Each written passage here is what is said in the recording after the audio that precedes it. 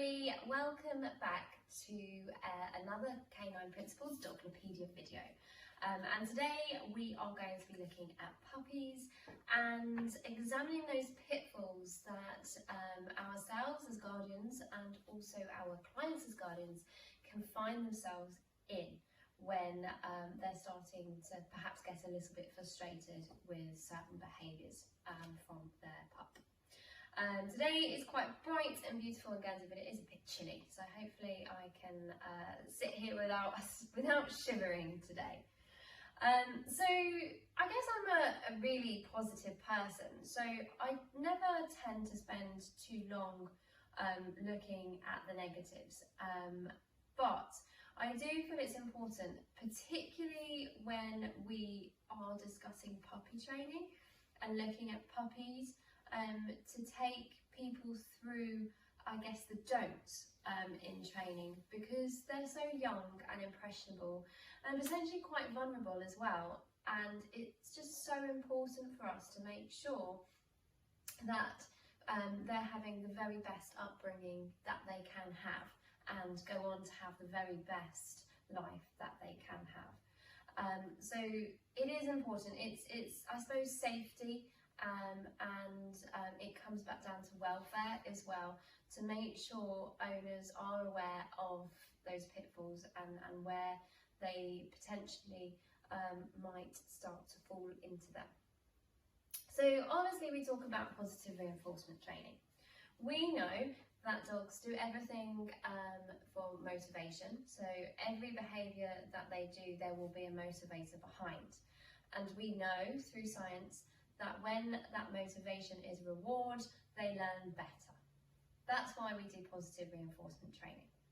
We also know that positive reinforcement training builds bonds, builds strong bonds based on trust. And we can have, through that type of training and that type of coaching, the very best relationship with our pups as possible. As guardians, we want our pups to see us as guardians. We want them to look up to us and to trust in us that we will look after them and keep them safe. And that's all what positive reinforcement training and coaching does.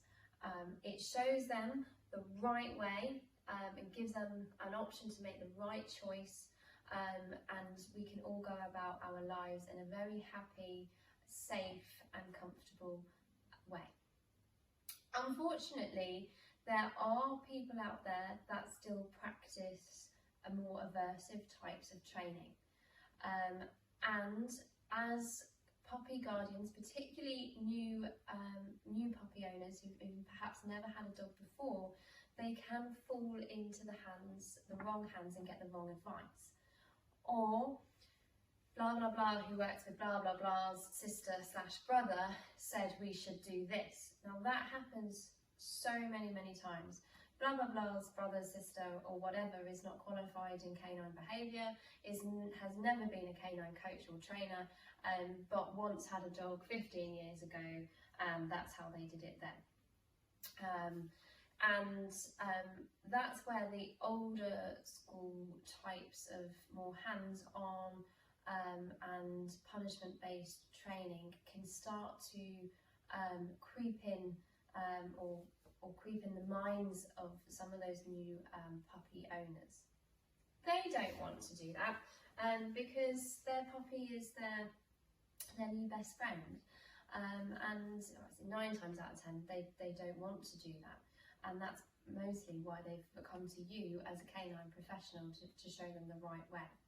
However, you will, if you're a professional, find yourselves in those situations where people have perhaps listened to that older school advice, and then they draw you in because it's not working or it's made it worse. So you will come across those situations. So like I say, it's important to inform you of those. So obviously the first thing we say to puppy owners and new puppy guardians is we need to show them that they have a choice, and we need to encourage them to make the right choice, and that's why we use positive reinforcement training. Fabulous. They will ask you though, what about punishment? We don't need to bully or punish our dogs to get them to conform. We just don't.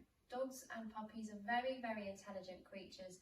Through positive reinforcement training, through our coaching plans, we can show them that they do have choices and encourage them to make those choices, as I keep saying. There is no place for aversives and punishment in physical punishment in dog training. There is no place for it because it doesn't need to be done, and it can have a huge psychological impact on our dogs, and that's why I believe that there is no place for physical punishment and aversives. Aversives are things that are introduced into training which are designed to get the dog to stop doing it because it causes discomfort, pain or fear. So that could be even shouting, because you shout and scream at the dog, you're going to make them scared. So an aversive, just shouting can be aversive. Spraying water in the face of a puppy because they barked is aversive. And that goes all the way up to things like choke chains and nasty devices like that, including shock collars. So like I say, we absolutely don't ever want to be using those things. And when we're looking at puppies in particular, one of the things that I really find is people start to shout. So like I say, shouting is aversive. If you are shouting to try and scare the puppy to stop doing what they are doing, it's aversive. So one of the things that people, when they start to get frustrated, do is shout no.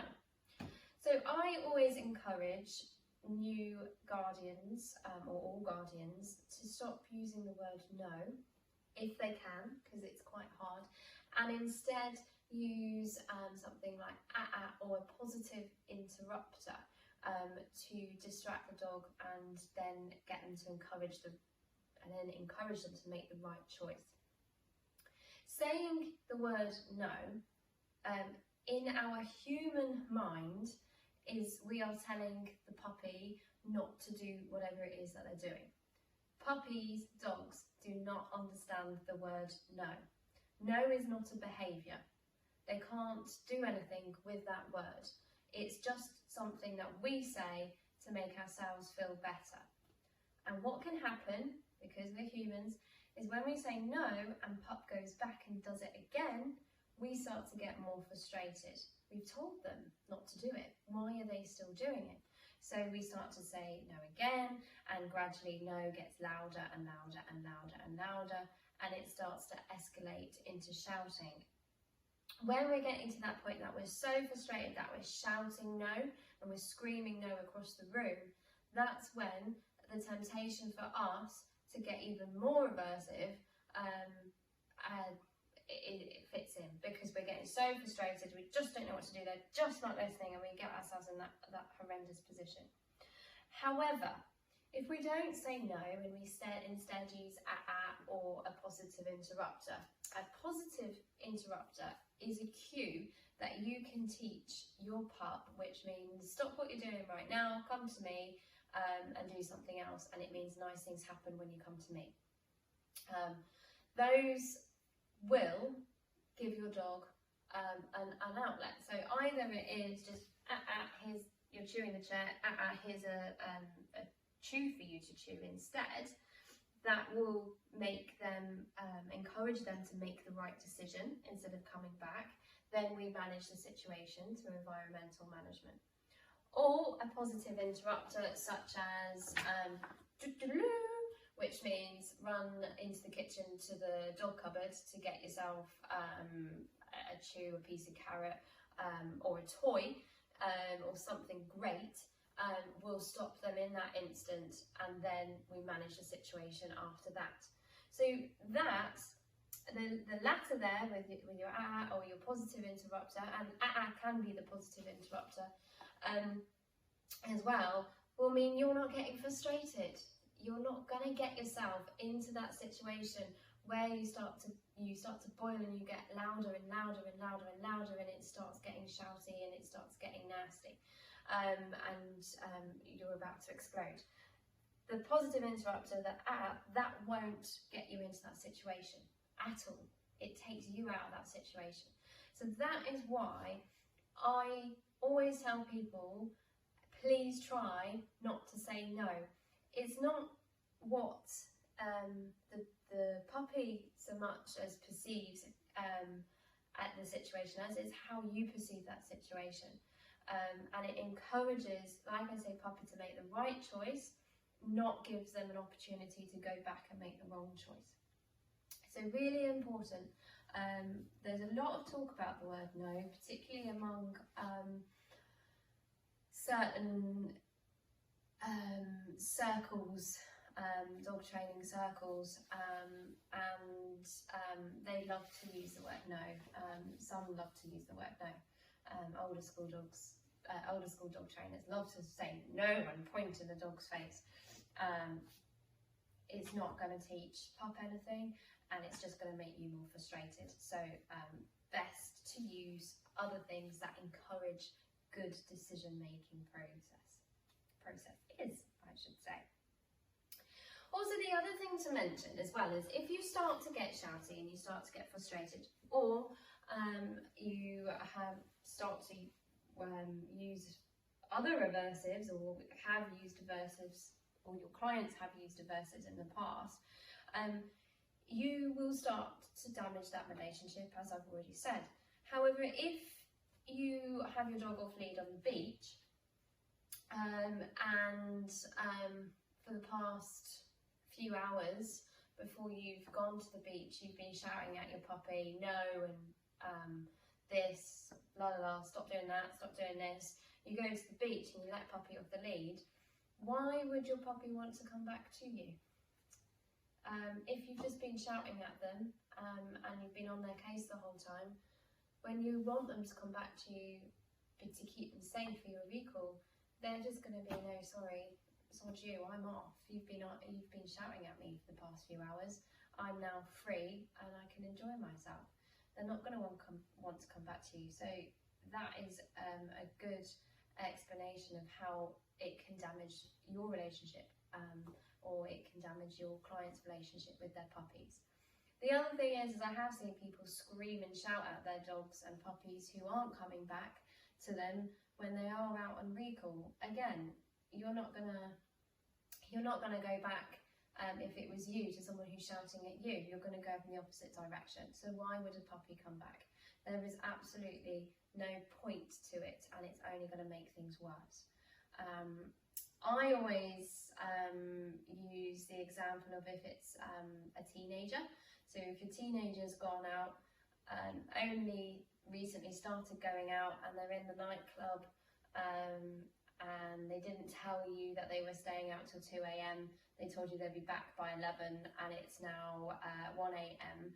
and you're starting to get worried, and you call them up to say, where are you? What are you doing? And you're frustrated and you start shouting at them. Are they going to be like, oh, I'm really sorry, Mum. I'll get a taxi home right now. I'll be back as soon as possible. I'm really sorry I've worried you.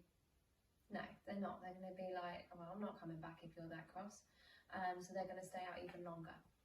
It's a very similar situation. If you're going to be cross with them, if they're not coming back to you on the beach, they're going to stay away longer. So that's why positive reinforcement works over the negative stuff. Like I say, punishments often escalate. So just to shout, because humans are the way that they are, punishments will escalate if they don't work. So just shouting no if that doesn't work, that can lead down a very slippery slope path of further punishment, which then starts to breach the welfare of the puppy or the dog. So, I mean, hopefully that gives you a little bit of an idea about the pitfalls that certain puppy owners can find themselves in. I mean, I always try to tell people, if they're starting to feel frustrated, if they're starting to get to that stage where they're about to shout and they're about to sort of, I don't like to use the term lose it, but they're starting to feel their blood boil a little bit, the best thing to do is take yourself out of that situation. That may mean popping Puppy in their playpen with a chew so that you take them out of the situation, or it may mean removing yourself from the situation. I've had times where I have gone into the downstairs toilet and closed the door to just take myself out of that situation, take myself away from that, because my dogs have been barking, they've been causing carnage, and they are very rarely does this happen, I must say, but it's happened on 2 occasions where they've been playing excitably, then they want me to get involved and I'm trying to do something and they're on at me. So I've just gone and hid myself in the downstairs toilet to take myself out of the situation, so I don't get frustrated, so I don't start shouting at them, and then they take themselves away and then they calm down as well. So I take myself out of situations because we're human. At the end of the day, we're human, and your guardians that you're helping are human.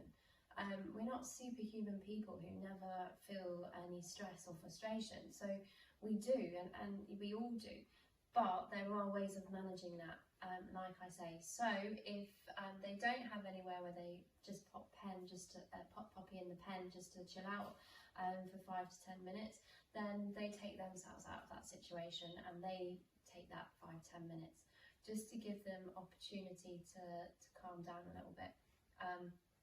Because yeah, like I say, we are all human, and no one is perfect, and we all still get frustrated. So even if you've got the patience of a saint, you can still get frustrated.